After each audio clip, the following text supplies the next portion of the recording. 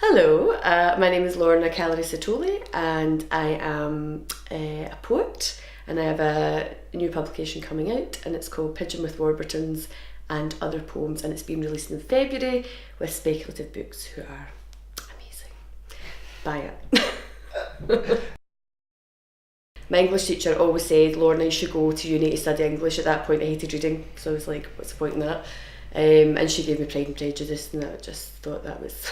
I'm sure if I read it again I would really enjoy it, but at the time as a teenager who hates reading, I'm going, what's this? So no, I did not write all of my life. I did write the odd poem as a child, that kind of, I'm sure my mum still has copies of, but my writing actually started when I was at art school. I went to art school because it was the only thing. I just love to draw, I love to make stuff, so I went there to study sculpture, and I always have this thing where whatever I'm supposed to do, I kind of do the opposite. So all my sketchbooks started filling up with writing actually, which really pissed off my tutors. And then actually when I was at art school, that would have been, I think it was maybe the year 2000, 2001, they introduced creative writing instead of doing your dissertation, which I was just like, wow, this is amazing. And at the same time, there was a writer in residence in Pollock, which is where I'm from. It was Matthew Fitt, and I went along to his workshops, and it was just a revelation.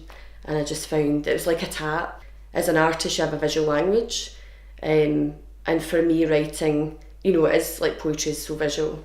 So it was just kind of like, I suppose, another dimension to that for me. And then after that, so I did my postgrad in creative writing at Glasgow. I took a year out so I could save up money, self-fund that.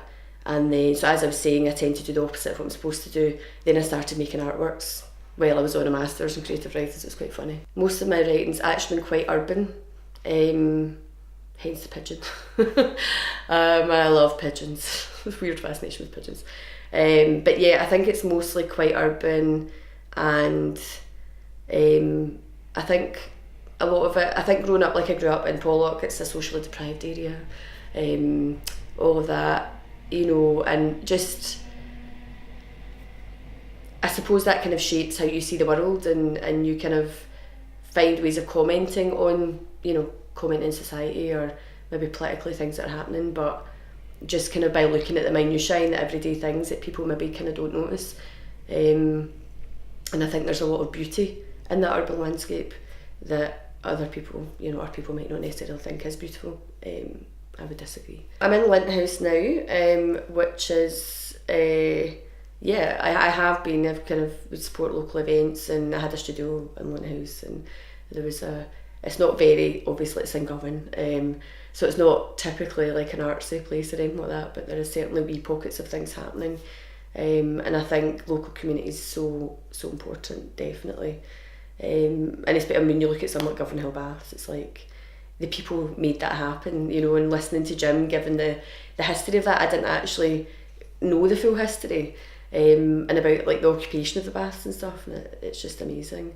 And as I remember being at school, and there was we had the tree people, we used to call them the tree people, who were protesting against the M77, so that was great. You just used to go and hang out with them, and that was quite interesting. So I suppose, you know, in that area you didn't realise you were being a wee bit politically active, but you just didn't really think about it, you just went out and did stuff. Probably about, I think since my first daughter was born, Ruby, I didn't write about family at all.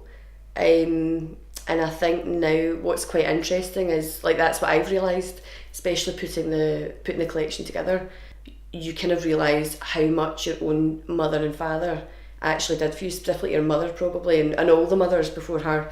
You go through your hairy teenage years and you're probably an absolute little shit, you know, and you kind of don't think about actually how much this person's given up to create you and bring you up and raise you in the world. So that definitely brought a whole new perspective to me. And I actually remember saying to my mum and my gran, I was like, wow, like, never realised how much hard work you guys put into my being here on this planet.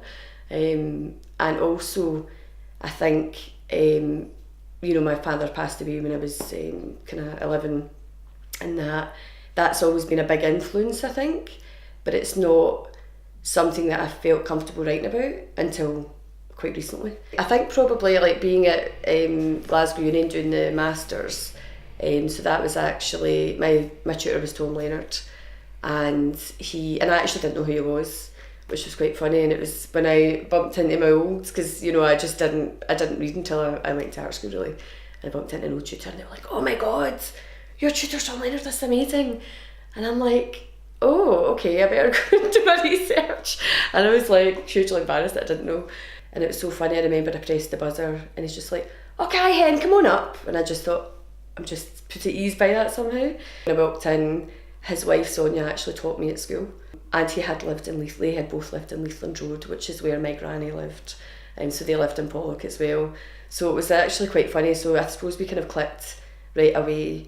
And I was, you know, when I did Discovery's work, really influenced by him. When I'd write something, he would just, not even apologetically, he would just take his pencil and be like, "Right, this is what you need to do," and within 2 seconds, it was like watching magic happen. He just completely improved in that piece, and I kind of slowly realised that, you know, there are all these kind of conventions that you don't really need if you're just kind of, you just want to see what it is you want to say. And I just find it visually, looking at the white page as well as the black ink, the text. But yeah, I'd say Tom was definitely a huge influence on that as well. And you know, it's funny because I actually thought there's none of the poems in that book are actually written in, you know, the dialect, which is quite funny.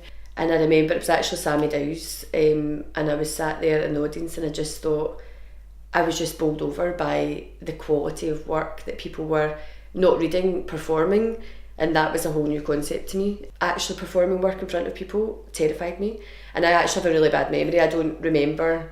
I think I found a technique for learning my lines, I suppose. And once, it's like ripping off a band-aid really, like once you've done it and you kind of get the bug for it, I suppose. And like even now, to read your work out, you know, you're probably still a little bit nervous, but there's that adrenaline, and it's actually quite enjoyable. Pigeon with Warburtons is available for pre-order now. What's next? What is next? That's a good question.